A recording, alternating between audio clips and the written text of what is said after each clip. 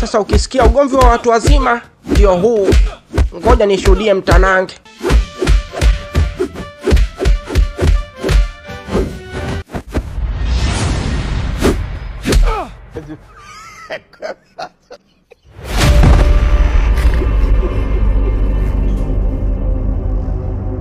Alo, Fuvu! Fuvu! I can't believe. Siamini kabisa. Kijana mdogo mwenye afya mgogoro ambaye kwa kweli hata na kidole pete unamsukuma na dondoka chini, leo anamwangusha mbabe wa gereza. Fuvu! Fuvu! Kwa hiyo ndo unagawa utamu kiasi hicho? Fuvu, umeamua kugawa utamu? You can never be a king of this prison. You can never be a king of this prison. Ufalme nimeutetea miaka mingi hapa gerezani. Siwezi kuruhusu kijana. Utaruhusu? Siwezi. Don't talk too much, my brother. Just wake up and keep fighting to show your strength. Maneno peke yake hayawezi kukubakisha kwenye ufalme. Mimi leo nakupokonya ufalme wa gereza. Kama umeshindwa kupambana, mimi ni sasa hivi nitangaje gerezani kwamba mimi ndo mfalme wa hili gereza. Tena kijana, wala usipate tabu. Hiyo kazi ya kutangaza ni ya kwangu. Niachie mimi. I'm going to tell everybody about the rising of the new king of the prison. Naenda kumwambia kila mtu kwamba jamani, kuna mfalme mpya. Mfalme ambaye amemkanyaga vibaya mno Mnyangindo. Fuvu. Nyangindo la enzi na enzi. So Dr. Ashkari, nenda kawaambie, maana huyu jamaa kashatepweta hivyo, hana uwezo wa kupambana tena na mimi. Mimi ndo naenda hivyo. Hebu subiri Bikachala. Naenda. Nenda kaseme. Wewe Bikachala? Nini? Usiende bwana, njoo uone nimenyanyuka tena, njoo uone. Sitaki. Bikachala? Unanitaka? Wewe askari anakwenda kunizalilisha. Watu wataniona pila kiasi gani. Dogo, sitaruhusu unyanyasaji wa kijinsia wa namna hii hata siku moja. Mimi ndo Mnyangindo na nitabaki kuwa Mnyangindo wa hili gereza. Onyesha sasa unyangindo wako mjomba. Mbona unabwabwaja tu kama isha kipele? Show the proof.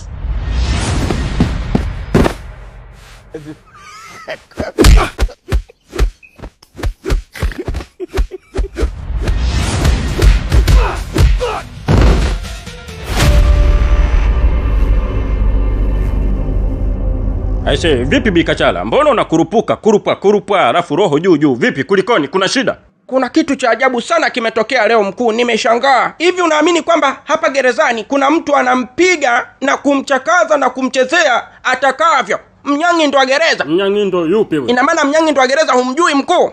Mnyangindo nayemjua mimi ni mmoja tu, na hajawahi kuguswa wala kuangushwa wala kubwekewa na mtu yoyote hapa. Yeye ndio mfalme wa enzi na enzi, katili wa makatili tangu hili gereza linaanzishwa. Na yeye ndo sababu ya hili gereza kuitwa gereza la Wanyangindo. Yeye ndio mfalme kingi, mfalme wa Wanyangindo wote hapa gerezani. Nyapala, hauna mzungumzia mtu mwingine? Ndo huyo ninayemzungumzia mimi. Fuvu bungu. Yule bwana naona kabisa anaenda kupokonywa clown ya ufalme. Anapokonywa mchana kweupe kwa sababu kapigwa na kijana mdogo hivi kabeabea mbavu mbili. Kijana ambako kwa kweli hata wewe mkuu wa magereza unaweza ukakaweka hapa kwenye kiganja cha mkono, kakatulia kadogo hivi Sasa kale kijana kaliko kuja leo mkuu kenye masharubu hivi kama bamia ilokomaa, kale kakumpiga Fuvu kale kweli. Wewe Bikachala, nahisi huko usingizini unaota wewe. Hebu nyanyuka kwenye hiyo ndoto ya kipumbavu, ndoto za mchana hizo wewe unaota. Wewe hivi unamuona Fuvu ni mtu wa kawaida Yule sio mtu wa kawaida kabisa. Hawezi kupigwa na panya. Yule kijana alokuja hapa si panya yule. Panya mdogo hivi. Wewe usijidanganye mkuu. Yule kijana ni moto wa kuotea mbali. Hakuna panya pale. Wala mimi siko usingizini. Ni mzima, sijalala, niko na akili zangu timamu. Yule kijana ni chuma cha mugosi. Anakunguta ngumi yule kijana. Anakunguta komfu kama kachanganyikiwa. Kama mwenda wazimu kabisa. Basi kama ni hivyo, tutatengeneza dili ya pesa nyingi sana Bikachala kupitia huyo kijana.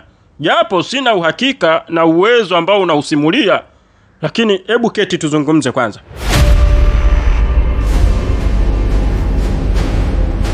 Kwa hiyo mme wangu Zumbe ndio umegoma kabisa kwenda kumwekea dhamana mwanangu. Umegoma kabisa totally. Kumwekea dhamana, unataka apotee, afungwe miaka 9 apotee kabisa Shemtoi.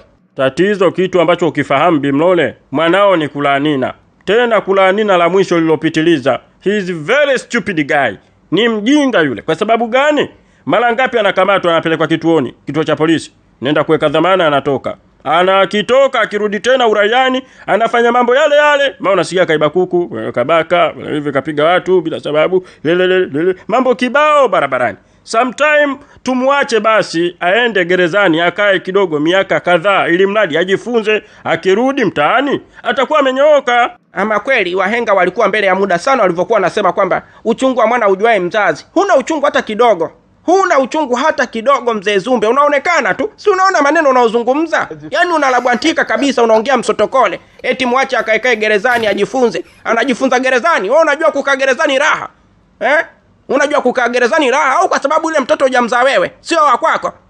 Sasa huo unaozungumza wewe ni ukulani na Bimlole, kwa sababu yule mtoto mie nimeishi naye hapa kama mzazi wake wa kumzaa. Toka anakuwa hivi mdogo mdogo. Nimeishi naye vizuri, nimempeleka shule kakataa. Karudi mtaani nampa pesa afanye biashara, pesa anakula. Haya, kila siku yeye ni kukamatwa, kupelekwa kituoni, naenda kutoa dhamana. Mara ngapi mmetoa pesa zangu za dhamana? Kama ni mtu ambaye simtaki, si ningemwacha apotee toka kitambo hicho. Kwa nini nilikuwa natoa fedha zangu? Nilikuwa naishi naye yule kama mwanangu kwa mapenzi ya dhati, lakini mtoto yule kashapotea, yule anahitaji mafunzo, na mafunzo yenyewe ndio hayo. Sasa kijana mwizi anapenda makamali, masigara, mara unasikia kapiga mtu, mara kaiba, kakaba mtu, anakaba hadi nduguze. Sasa huyo ni mtu kweli huyo? Si jambazi kubwa hilo? Acha ajifunze kwa miaka kadhaa, halafu kisha tutaenda kumtoa. Hapana, kwa kweli ziko sehemu nyingi sana za kufunza watoto, ila sio gerezani. Gerezani ni pachungu, na mimi nina uchungu na mwanangu. Isitoshe ndio mwanangu wa pekee, sina mtoto mwingine. Na sidhani kama kizazi cha kuzaa tena ninacho. Ndio kopi yangu ya pekee ile. Siko tayari kwa fedha yoyote. Lazima Shemtoi atolewe pale, awe huru kwa fedha yoyote ile. Sitaki. Na isitoshe gereza lenyewe lile, gereza la Wanyangindo, kila siku tunasikia story mpya mle. Watu wanalawitiwa, ama unasikia mtu kapigwa, sijui kakatwa vidole. Yaani ni ukorofi mchungu mzima mle. Sitaki, mwanangu atolewe. Mwanangu atolewe mzee Zumbe. Unajua mke wangu Bimlole, wacha nikwambie kitu kimoja. Mtoto umleavyo ndivyo akuavyo. Sasa wewe unataka kumlea yule mtoto kama yai. Atakuwa kama yai kwa sababu hutaki kukemea, hutaki apate mafunzo, anyooke awe kijana mwema. Wewe akiiba, furaha kwako. Akifanya wizi, kapigwa, akapiga watu huko, furaha yako wewe. Sasa mtoto wa namna hiyo atakuja kukuaibisha siku moja. Samaki mkunje angali mbichi. Yule ndo kwanza saizi ana miaka 25. Kafungwa miaka 5. Ni michache hiyo. Atatoka gerezani akiwa na miaka 30, akiwa amenyooka kama lula. Atabadilika, atakuwa mtu mpya. Kwani shida iko wapi? Ukiacha akae miaka 5 hiyo gerezani, kuna kitu gani kitapungukiwa hapa? Mimi sitaki kwa kweli, nataka mwanangu arudishwe hapa nyumbani. Tena leo hii. Kama ikishindikana leo, basi kesho mwanangu awe amerudishwa hapa nyumbani. Nitajua mimi mwenyewe jinsi ya kumfunza, lakini sio huko gerezani.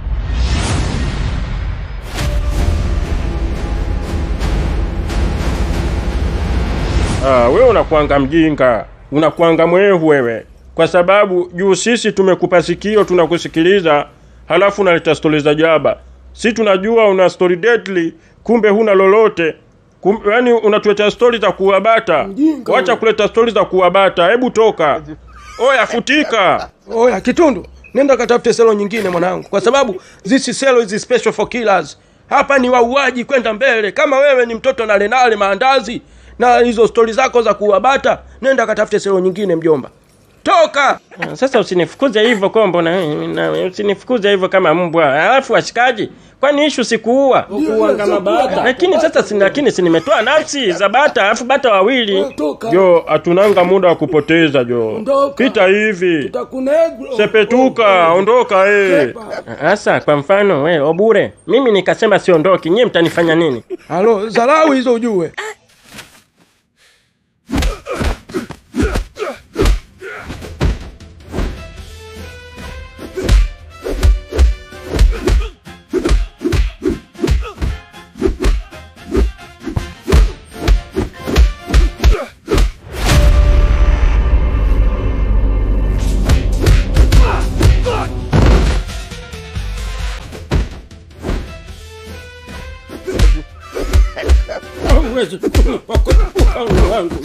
Uyo!